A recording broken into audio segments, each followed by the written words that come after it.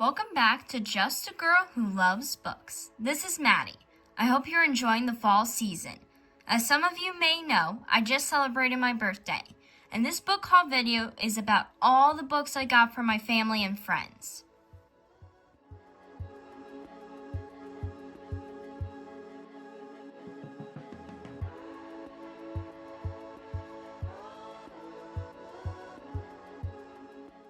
First is What Lives in the Woods, written by Lindsay Carey. The cover art is by Matt Saunders.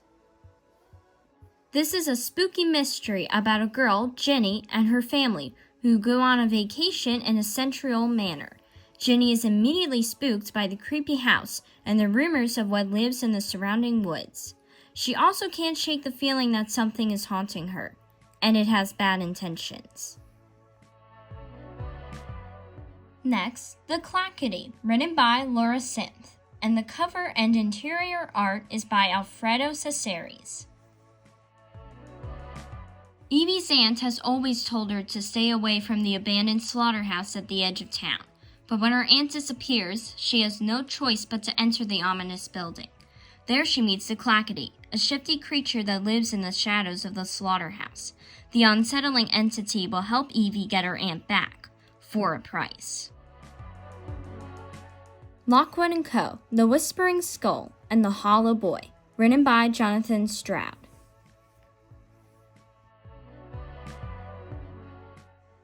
These are the second and third books in the Lockwood & Co. series. I read them both, and I love them just as much as I love the first book, The Screaming Staircase. The series takes place in a haunted London and follows three kids who have the ability to see and fight ghosts.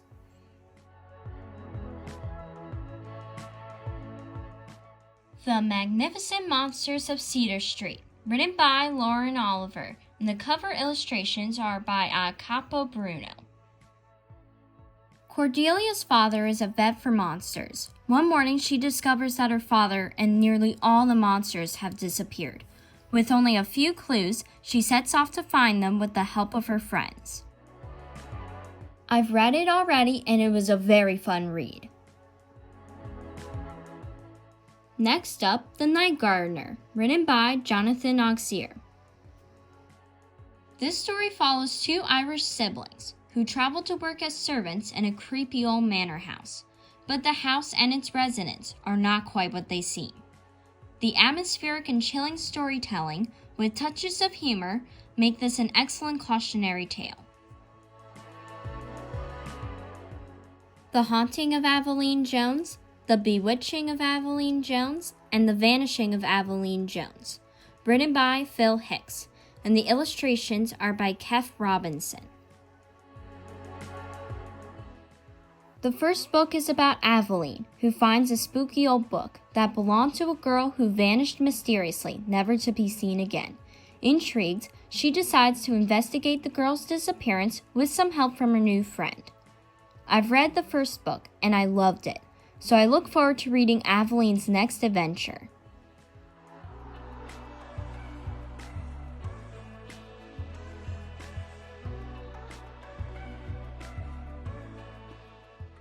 I'd like to take a moment to thank my subscribers for watching. It's so nice to connect with other people who love reading as much as I do.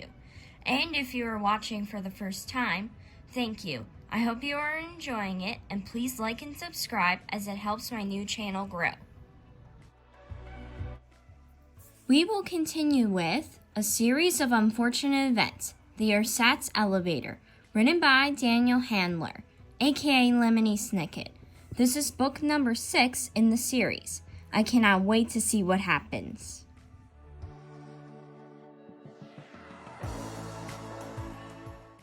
For a better synopsis of this collection, watch my video on my favorite book series.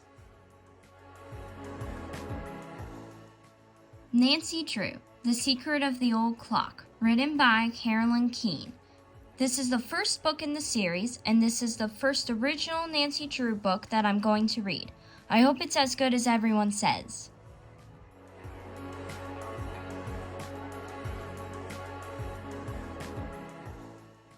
Small Spaces, written by Catherine Arden, and the cover is illustrated by Matt Saunders. What had begun as a boring school trip to a nearby farm soon becomes a frightening journey into the world behind the mist. In order to survive and not remain trapped there forever, Ollie and her friends need to be quick on their feet, so they work to save their classmates. Next, Tunnel of Bones, written by V.E. Schwab, and the cover art is by Bailey Crawford. This is the sequel to City of Ghosts, and follows Cassidy and Jacob's adventures in Paris. Basically, the series follows a girl who can see and interact with ghosts, has a best friend who is a ghost, and has parents who are ghost hunters with no luck finding one. The Girl in White, written by Lindsay Curie, and the cover is by Marcella Bolivar. Ever since Mallory moved to Eastport, a small town famous for its legends of ghosts, she has been having nightmares about a creepy old lady, as well as the feeling that she is being watched. She's worried that the ghost stories she's been quick to dismiss might actually be real. The Ice Monster, written by David Williams, and the magical cover is by Owen Richardson. When Elsie, an orphan on the streets of Victorian London, hears about the mysterious ice monster, a woolly mammoth found at the North Pole, she's determined to discover more. Then a chance encounter brings Elsie face to face with the creature and sparks the adventure of a lifetime, from London to the heart of the Arctic. I'm in the process of reading this, and I think it would be good for the younger side of middle grade, ages 8 to 10. I'm really excited for the next 2 books because they're Christmas themed. The Very Merry Murder Club is a collection of 13 mysteries written by various authors. I'm currently reading it, and I'm wholeheartedly enjoying these whodunit mysteries with Christmas vibes.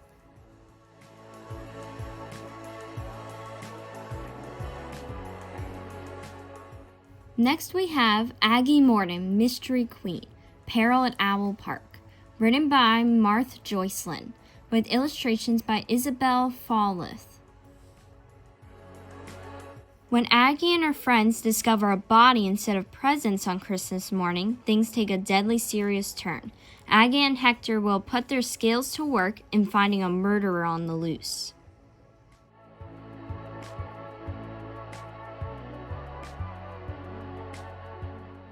Edgar Allan Poe Classic Stories. This is a collection of Edgar Allan Poe's short stories. I have already read some of his stories, and I love them, but I think you should be 12 or older to read his work, because most of his stories include the darker aspects of life, including death, murder, and madness.